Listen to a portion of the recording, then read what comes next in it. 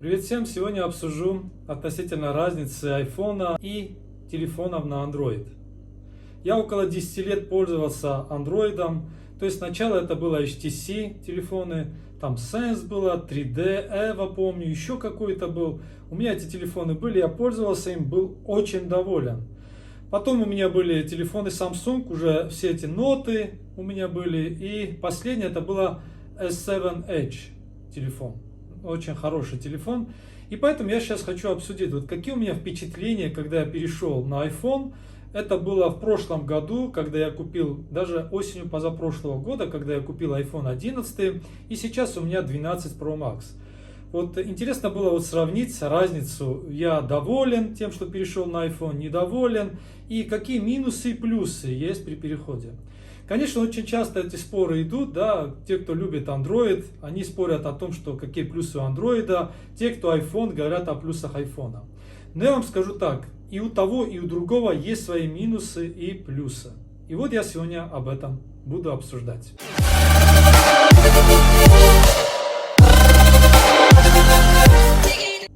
Самое первое, я хотел обратить внимание на что бросается в глаза в первую очередь.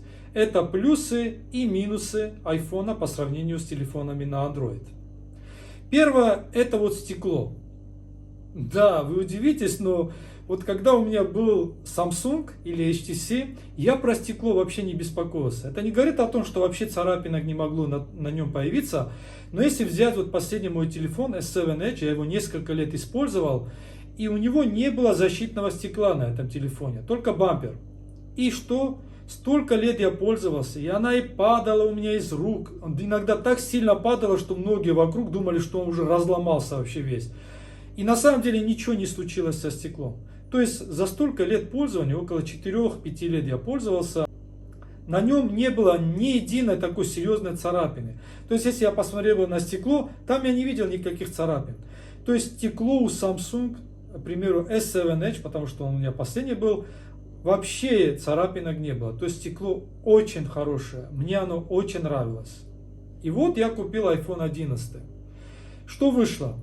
С самых первых дней у меня на нем появились мелкие царапинки. Потом какая-то крупная, видимо, в кармане у меня с чем-то она лежала. Когда я бампер снимал, он у меня из рук выпал из-за того, что бампер был жесткий. У Samsung такого не было. И он опять у меня ударился. Конечно же, это моя вина. Я не виню в этом, конечно же, iPhone. Но во всяком случае, то, что стекло у него царапается, так легко царапается, это просто страшно. Сейчас я купил iPhone 12 Pro Max. Хотя говорят, что у него улучшенное стекло там, и так далее, там кристаллы какие-то. На самом деле я этому не верю и я этому не доверяю. Пока я не купил защитное стекло, я не успокоился и вел себя с ним как с маленьким ребенком. То есть я его осторожно клал куда в коробку, даже свою, брал в руки, не давал никому трогать, потому что она легко царапается. И я не верю, если они говорят, что это крепкое стекло. Да, оно может быть очень крепким. То есть при падении оно может выдержать это падение. Но царапины, очень легко царапается стекло iPhone. Это самый большой минус, который бросается в глаза. Самый большой плюс, какой бросается в глаза по сравнению с телефонами Android, вы, не знаю, не удивитесь, наверное, скорее всего, но у меня лично такое впечатление, что Android это очень большой тормоз. По сравнению с iPhone он действительно тормозит, ребята. У меня было 7 Edge, вот тогда я покупал, это около $1000 стоило. Купил новый, да, он первое время нормально работает. Потом, правильно говорят, очисти кэш, там, я не знаю. Вы знаете, сколько раз я очищал кэш на этом телефоне? И еще сколько раз я его возвращал к заводским настройкам. То есть я имею в виду Samsung. И все-таки он тормозит, ребята. Это вообще страшно. Вот ты, когда работаешь с помощью телефона, тебе он нужен. И часто нужна быстрота, скорость, чтобы открывались приложения и так далее. Он ужасно тормозит. Я не скажу, что на всех приложениях и всегда. Нет, это будет неправдой. Но, когда ты берешь в руки iPhone, ты только тогда понимаешь, что насколько он тормозил. iPhone это все делается мгновенно. Я не говорю, что он никогда не тормозит. Бывает у него тоже некоторые глюки. В то же время iPhone работает просто прекрасно. Это знаете, как вот иметь человека, который работает у тебя, таким, который очень долго соображает, пока ты ему объясняешь. А есть человек, который ты ему не успеваешь объяснить, он уже это делает. Вот то же самое вот с iPhone и Android. Вот эти два таких главных плюса и минуса. Это стекло минус у iPhone и производительность минус у Android. Это первое, на что я хотел обратить внимание. Но, конечно, у iPhone есть и свои плюсы. Я чуть-чуть посмотрю сейчас про плюсы iPhone и потом покажу еще плюсы Android. Первое, это спокоен за приложение, то есть безопасность приложения. Вообще сам iOS, в то же время и macOS, который на MacBook'ах, они очень закрытые, и я им больше доверяю. Честно говоря, они более безопасные. Apple очень серьезно следит за приложениями в App Store. Если кто-то есть разработчик из вас, то вы можете подтвердить, насколько они щепетильно относятся. Они могут заблокировать ваш аккаунт разработчика, они могут заблокировать ваше приложение, если они почувствуют, что что-то вы там не так делаете, или это приложение обманывает и так далее. В Google тоже это есть, то есть на Android. Но в то же время там можно легче нарваться на мошеннические приложения, чем в App Store. То есть безопасность и конфиденциальность также на iPhone на порядок выше. Они за этим сидят. Вот сейчас даже обновление, когда выйдет 14.5 iOS, то даже Facebook, они очень обеспокоены тем, что там предупреждение будет идти при установке программы, что эти ваши данные будут использоваться, чтобы направляться на какую-то рекламу и так далее. И вы можете выбирать, соглашаетесь вы использование этих данных или не соглашаетесь. Я понимаю, что iPhone это не какой-то такой честный, кристально честная компания. Это компания, которая зарабатывает деньги, и тут о честности не может быть и речи. Если им нужно зарабатывать на чем-то, они на этом заработают. Как вот недавно, да, вот с айфонами они то убрали, то наушники убрали, то еще что-то. Притворяясь тем, что в принципе они заботятся об экологии. Но то, что касается безопасности и конфиденциальности, на iPhone на порядок выше. То есть я на iPhone спокоен. Не устанавливаю никаких антивирусов, и в то же время я спокоен. Нужно постоянно обновлять, и оно очень часто обновления приходят. И поэтому тут о безопасности можно сказать, что оно поставлено на хорошем месте. Второе. Я считаю, что у iPhone все-таки экономия заряда, она лучше работает. К примеру, я вот что хочу привести. Например, путешествую, да? И с помощью моего Samsung я открывал мое приложение карты, смотрел навигацию, там, куда идти и так далее. Ну, вы сами знаете, в незнакомом городе, незнакомой местности нужно будет карты открывать. Иногда посмотрите, правильно ли я иду, правильно ли я повернул, если пешком куда-то хотим дойти, никого не спрашивая. И вот там мне приходилось выключать GPS и снова его включать, когда он мне нужен был. Потому что он ужасно много тратил заряда. Очень сильно тратил. GPS сам по себе сильно тратит. То же самое и в iPhone, конечно, будет тратить сильно. Но в iPhone ты не беспокоишься об этом. Ты один раз поставил при использовании. И все. Телефон нормально. Тебе вот ты включил карты. Он используется. Ты выключил экран. И все, он не тратит так, как в Android. Ну, серьезно говорю. Кто-то может не согласиться, сказать, что и в Android есть такая функция и так далее. Но на моей практике, мои впечатления, что в iPhone это сделано более лучше. Более умнее, что ли. Кроме этого, есть еще такая функция, как автоматическая яркость. Я сейчас чуть-чуть грязь вылью на Android, но просто скажу мои впечатления. Вот то, что плюсом. Потом объясню также и минусы тоже. Автоматическая яркость. Вот на Android, честно скажу, вот когда ставил на автоматическую яркость, иногда вообще непонятно, как она меняет. То есть иногда делает вообще чересчур темно, иногда вообще светло, вообще не поймешь. То есть не впопад бывает вот это. А в iPhone все-таки эта настройка, автоматическая настройка, работает намного лучше. Ну скажу, первое впечатление, вот когда покупаешь новый iPhone и новый телефон на Android. Ну, это в среднем на Android. iPhone, первое впечатление, что оно сделано более, как бы сказать так, лакшери, что ли. Ну, более красивее все сделано, более как-то интереснее. То есть я вот, когда купил iPhone, я изменил там, единственное, что я изменил, это обои. То есть я поставил те обои, которые хотел. И на экран блокировки, и на экран обычный, который я смотрю. А вот на Android, ну, когда открываешь вот это новое, ну, знаете, там эти значки разнопопад. Там вот эти цвета, формы этих значков, вот это все дело, ну, как-то дешевенько все это выглядит. Поэтому я постоянно пытался как-то менять там все это, и значки менял, и так далее. И все, ну, выходило получше, конечно, намного лучше. Вот, к примеру, если взять HTC, честно скажу, HTC Sense мне больше нравился. То есть там была своя программа, которая все делала более красивее. У них и виджеты часов были красивые, и другое. Мне очень все это нравилось. Но вот если сравнить сейчас, то на обычных андроидах и на айфоне, там на айфоне более все красивее, на более высоком уровне. То есть видно, что над ним очень серьезно работали, чтобы это было красиво также выглядело и очень удобно пользоваться. А что касается сенсоров, вот Android и iPhone, сенсор мне больше нравится на iPhone. И вообще отдача приложений, как они открываются, как работает приложение, как работает сенсор, он просто превосходный на iPhone. Не зря вот те, кто пользуется iPhone, его хвалят и любят. Серьезно, это имеет большое значение. На Android там чуть-чуть некоторые приложения не так работать, потому что не так настроены. А вот в iPhone она более как будто одна часть системы, эти приложения. Они очень серьезно отлажены.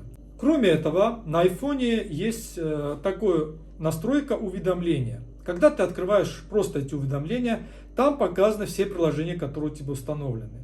И ты можешь каждое приложение, уведомление отрегулировать так, как ты хочешь. Чтобы как она показывала, как она выскакивала, не показывала, показывала. Вот эти настройки очень сильно помогают. Надоело вам какое-то уведомление на приложение? Открывайте в настройках именно это приложение или в уведомлениях, и вы регулируете как хотите. То есть больше свободы именно в iPhone в этом плане. Кроме этого, я сейчас пока иду плюсы iPhone, как вы поняли. Кроме этого, вот, и когда берешь iPhone, очень много тебе не нужно менять. То есть лишние приложения можно даже не скачивать. Запись экрана, браузер, почта и так далее. Почта, в принципе, и на Android то же самое, да? Но вот в iPhone ты можешь обходиться без установки новых приложений, если ты много чего там не делаешь. Я остановлюсь, например, на браузере Safari. Оно намного лучше, чем родное приложение в Android. Да, там есть интернет какой-то, он не функциональный. А вот Safari прекрасно работает. Кроме этого, даже если сравним браузер Safari и Chrome браузер, да, который часто пользуемся, Chrome браузер просто, он заряда, прямо, я не знаю, он пьет, ест и пьет этот заряд, уничтожает просто телефона заряд. Safari, он намного экономичнее. То же самое и на MacBook'ах, и Windows, да, если сравнить, и там то же самое, и Safari работает прекрасно. То есть ты можешь использовать родной его браузер. А сейчас давайте перейдем к плюсам Android, телефонов на Android и минусам iPhone. То есть что можно выделить в первую очередь? Вы будете скачивать торренты на iPhone, и вы увидите, что нету приложения. То есть iPhone, он старается, чтобы никаких торрентов не скачивалось, не закачивалось в iPhone. Вы не обнаружите просто-напросто таких приложений. В App Store их нету. Ну, я искал, я не нашел таких приложений, просто их нету. То есть, если вы захотите торрент скачать, вам нужно будет найти облачный загрузчик торрентов. Ну, есть такие облачные, да, на сайте. Там ты оплачиваешь какую-то сумму денег и закачиваешь на их сайт, а потом оттуда можешь скачать. То есть, только этот вариант. А чтобы там приложение скачивать на iPhone, такого нету. То есть, если вы пользуетесь торрентами, то для вас это будет минус. Кроме этого, чего еще нету в iPhone, ну как бы есть и нету, это запись звонков. То есть Apple старается, чтобы было все безопасно и конфиденциально. Поэтому запись звонков там не предусмотрена вообще. Есть хитрые способы избежать этого, вот этого запрета, как бы так сказать, есть приложения, которые работают иначе, как бы обманывая вот эту механизм, эту технологию, и все-таки записывают звонки. Но, во всяком случае, именно запись звонков Apple не приветствует, поэтому вы не найдете очень много хороших приложений для этого. Я даже не использовал, я искал, а потом я бросил это дело, понял, что лучше не трогать вот это. Ну, с одной стороны, это как бы для кого-то это минус, да, кому-то это нужно просто по работе и так далее, ему нужно записывать звонки. А для кого-то это плюс, потому что он меньше будет беспокоиться о том, что кто-то установил на его телефон какую-то записывающую программу. Хотя это тоже спорно. Следующий минус у iPhone и плюс у телефонов на Android — это вход, Lightning вход. Вот это гнездо Lightning, откуда заряжаешь телефон. У него нету для наушников места, а вот это Lightning. Ну, смотрите, на телефонах Samsung, да, там USB-C может быть и еще micro-USB, правильно? Там еще может другие быть, но вот эти основные. Они подключаются прямо, вот много устройств, ты им пользуешься, да. Даже если взять вот такой пример. Вот у нас есть iPhone и есть MacBook, да. Эти оба устройства созданы Apple.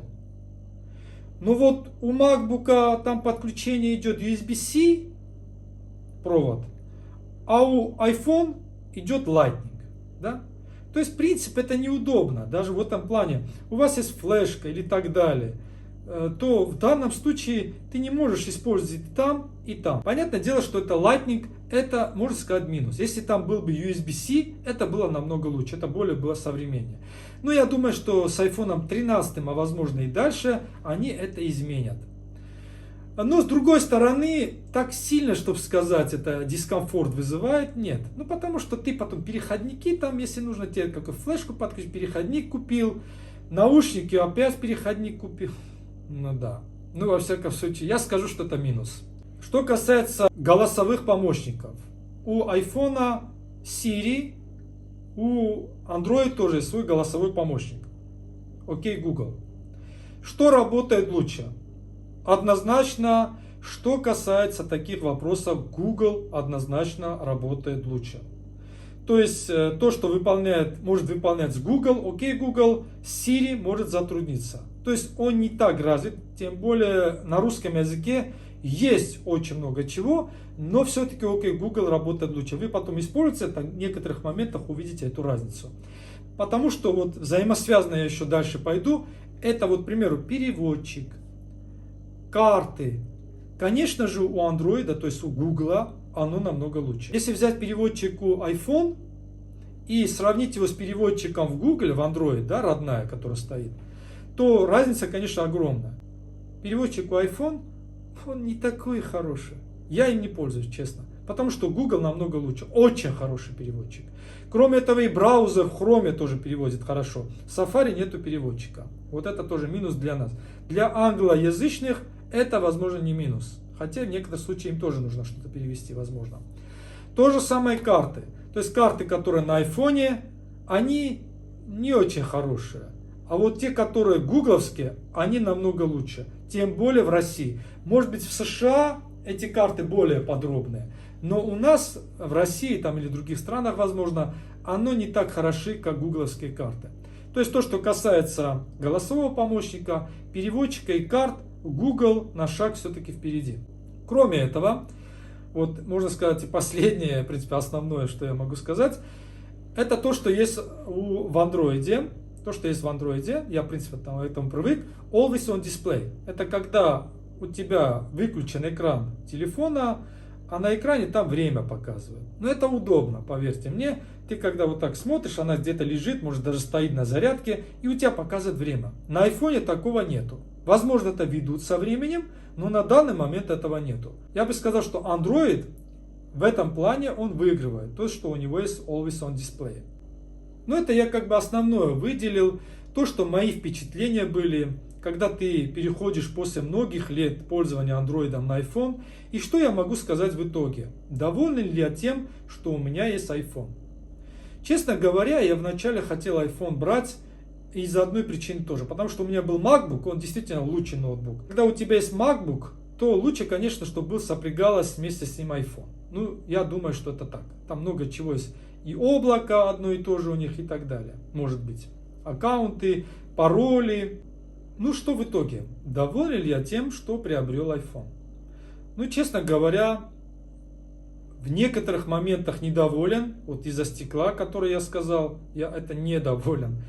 Но приклеив стекло уже на iPhone, можно сказать, что я доволен, да. Во-первых, вот эта производительность меня очень впечатлила. То есть ты вообще не беспокоишься о телефоне. То есть ты берешь, сразу нажимаешь, и оно все работает очень быстро.